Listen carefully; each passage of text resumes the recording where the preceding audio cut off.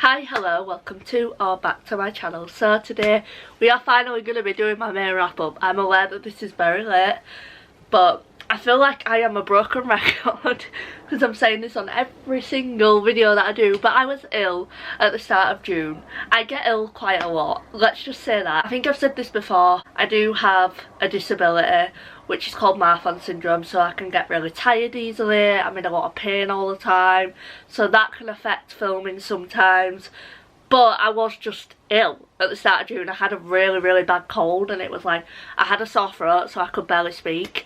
You will see it in a vlog that's coming up after this video. I do film in that, and my voice just was not great. I sounded so bad, but thankfully it only lasted like 4 days, but I just felt really tired and stuff after. But yeah, filming sometimes isn't the easiest thing for me. Things get in the way very easily for me, but I love this so much. I love doing it, and I wish I could be more consistent. Trying to work on it, but I've just got to work within myself because I do have issues that get in the way sometimes with my disability and then also getting ill. I hope you all understand why this is late, but I am excited to talk through the books we read in May.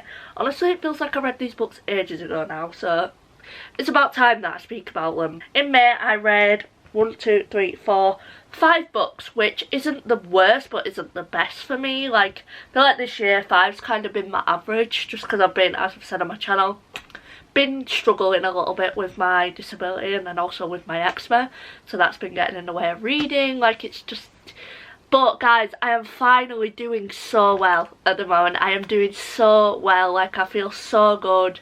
My mental health is a lot better. My still struggle with pain and stuff, but that's a given because it's a permanent condition.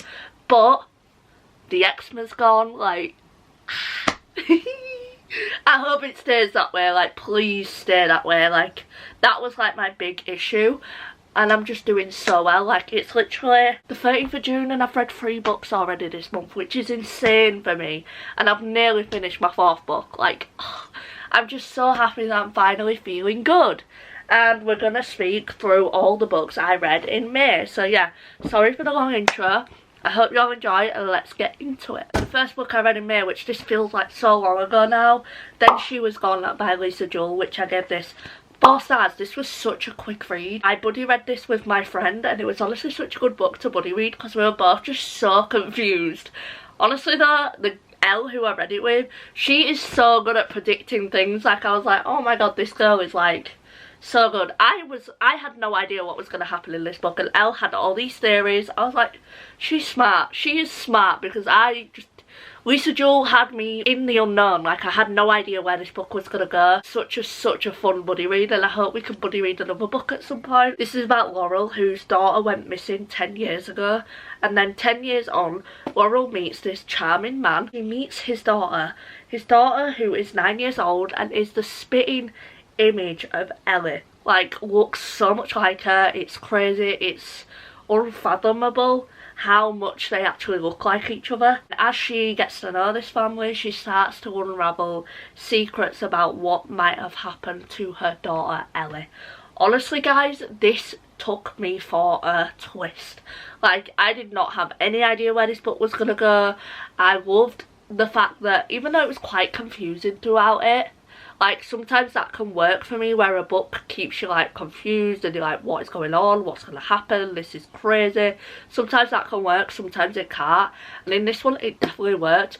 Like, the fact that I was so confused made me want to keep reading because I needed answers. I needed to know what the hell happened to her daughter Ellie. Like, it was crazy when we got to Ellie's plotline. Like, it was so sad. It gets pretty dark. Like, I was not expecting this to get as dark as it did. It was very strange is the best way to put it. As someone who doesn't really check trigger warnings and I don't really get triggered by things, this one definitely made me feel very on edge. It was just weird, but in the best way. Obviously I gave it 4 stars. Lisa Jewell has a way with putting you on the edge of your seat, making you question everything, and just taking you for a really, really good reading experience. I love her thrillers so much. This is the second one I've read by her now, and she's definitely slowly becoming one of my favourite thriller authors. Go read this. It's a really, really good thriller, and I think the way it ends was beautiful and sad at the same time. So yeah, go read it. Next book I read in May was Final Offer by Lauren Asher, which I gave this 5 stars. Oh, I love this so much. This is a thick one, and it was worth every single it was worth every single second. This is the 3rd book in the Dreamland Billionaire series. This one I think was my favourite. This one and The Fine Print was so good. I did like Terms and Conditions, but I just think this one and the first one have my heart. Like, they're both 5 stars. This is Callahan's story, which we meet in the first 2 books. He seems like the guy that always makes jokes. You can tell he has some issues because he uses humour as like a coping mechanism. And in the first 2 books, I was so intrigued by him. I was so excited to get into his story, and I'm so glad I finally read it. Like, it took me way too long to read this. I don't know why it took me so long. I think I was just scared that I wasn't going to love it, because I've really, really wanted to love Callahan's story, and I definitely did. Do I say what this was about with him in the 3rd in the series? I think I'm going to leave it, just to leave you guys curious. All I'll say is Callahan moves, basically all these books, there's 3 brothers, and the 3 brothers each have an inheritance that they need to get, but they have certain things that their grandfather wants them to do for them to get this inheritance. I feel like that's all you need to know. And basically Callahan goes back to Lake Wisteria, I think it's called, yeah. He goes back to Lake Wisteria, where he sees his friend from 6 summers ago, and they had an undeniable connection, but Callahan broke her heart. That's all I'm gonna say. Oh my god, the grovelling in here, so good. I love the fact that Callahan really builds a connection with Alana's daughter. That was like so freaking sweet. That literally had my heart. I feel like these 2 as well, they had such a good connection, and I just loved everything that Callahan did for Alana. It was amazing. I loved the fact that Alana wouldn't take any of Callahan's shit. She really puts him in his place, which I really appreciate. Callahan's journey in here with his alcoholism was so beautiful. I feel like he really worked on himself throughout this whole book. He stepped up for Alana and her daughter, and it was one of the most beautiful things ever to read. Callahan truly has my heart. He has such good character development. He has such a beautiful story, and I loved the romance so much. They was amazing, and I think just the daughter in here added so much, which I was surprised by. Like, every time Callahan and the daughter were together, I was literally so happy, and then when all 3 of them were together, it just made me swoon. Like, I just think they were the perfect little family. And throughout this whole book, you really get that grovelling, you get that build up, you get the tension, you get the connection building before the physical comes in, and I just think it's perfect. So yeah, you need to read this. Next up we have Things We Left Behind by Lucy Score. I finally read it. Oh my god, finally. Oh my god. Same with this one. Why did it take me so long? I don't know. I have problems, clearly, and I wish it didn't take me so long, because these were both 5 stars. This was such a good reading vlog. Go check it out if you want to. Lucian, I knew I was going to love him. Sloane, I knew I was going to love her story. Again, in this one, this is the 3rd in the series. Throughout the whole series, I feel like everyone was waiting for Lucian and Sloane's story, because they have some of the best hate to love chemistry. Like, oh, chef's kiss, honestly. You can look throughout the first 2 books, you can see that they absolutely despise each other, but the sexual tension between them is crazy, and you can see that in the first 2 books. Oh my god, I was literally acting like a feral idiot. Like, I was giggling so much. These 2 just had me acting like an absolute idiot, because I love them. In the first 2 books, you know that they're enemies, but you don't know why, and finally we get to find out why in this one, and I feel like this did not disappoint at all for me. I love the flashbacks. Oh my god, I would read a whole story of Lucian and Sloane as teenagers, because they literally gave me the butterflies. They reminded me of like when you first falling for someone. It was everything. And then also the fact that they had so many deep things within their teenhood as well that was getting in the way of them being together. It was so angsty, honestly. And then when you find out why they hate each other, it's just so sad, because you can understand why Sloane did what she did, but you can also understand why Lucian feels the way he does. And it just breaks my heart. Lucian's story in here, it makes you understand his character so much more, because in the first 2 books, you know he's a bit of a dick, you know he's a bit mysterious, you know he's a bit mean towards Sloane, but then you get his story and you understand why, and then you get the grovelling and you get the sweet side of him, and it is so rewarding. Also, the spotting here, Lucy Scott knows how to do it. Sometimes though, I will say, sometimes there is little cringy lines here and there, but you've got to expect that going into a Lucy Scott book. She always throws in something that makes you go a bit.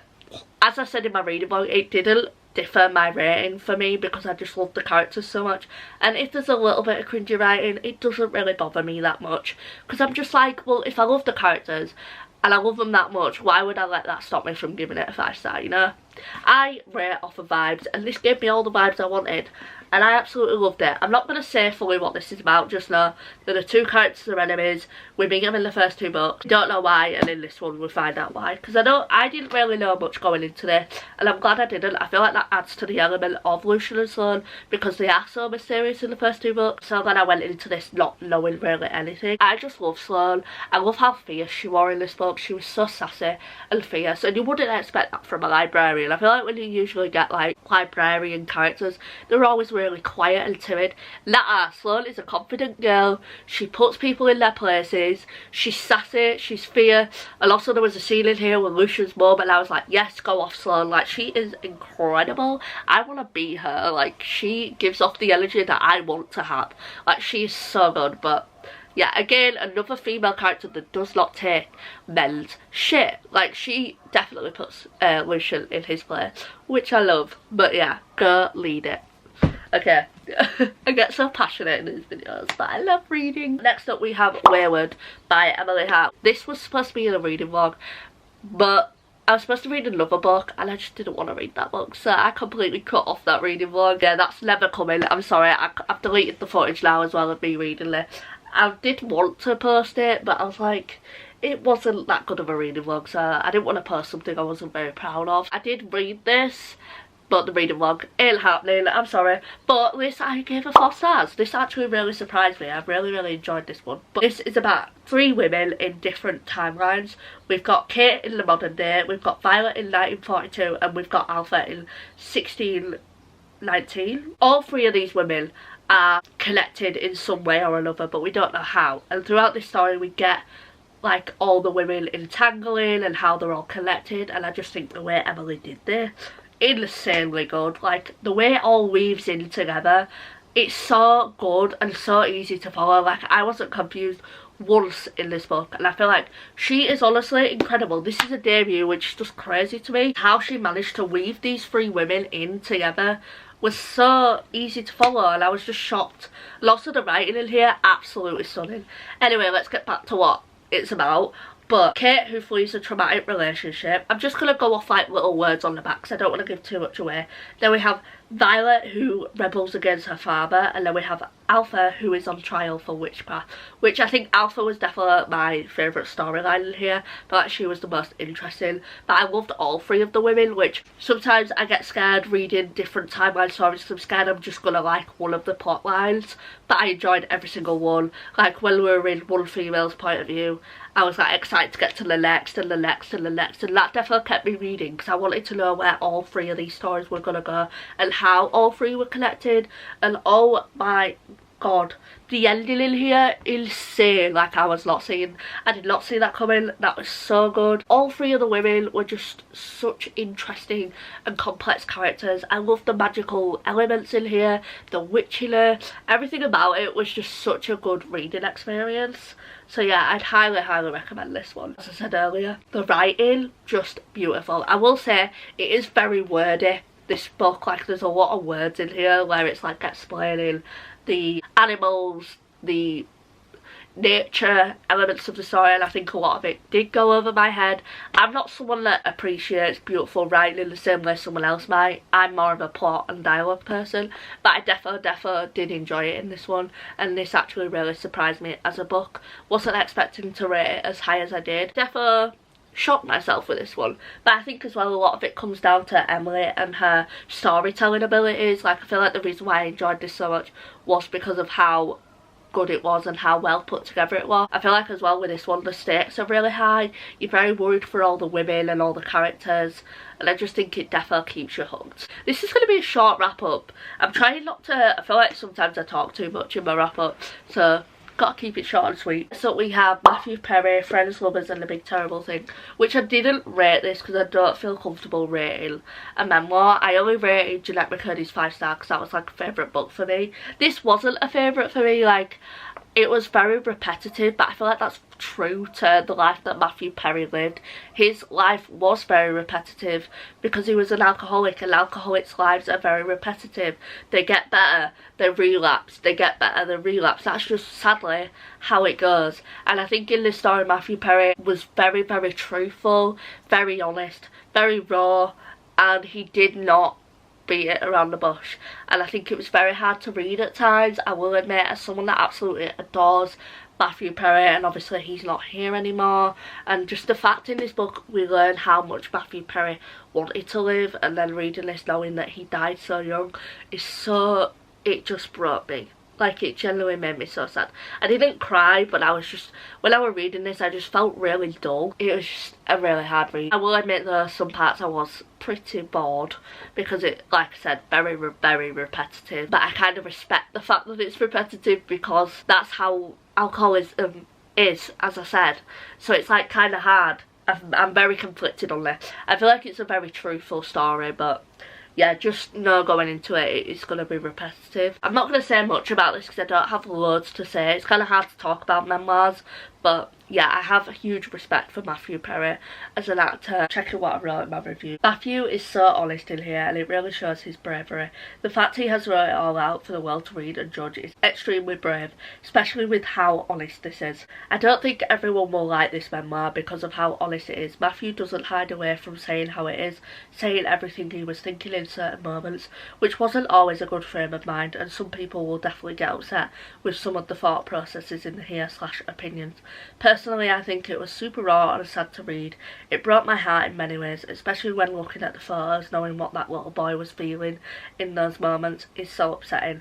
I really wish Matthew found happiness and he didn't die so young.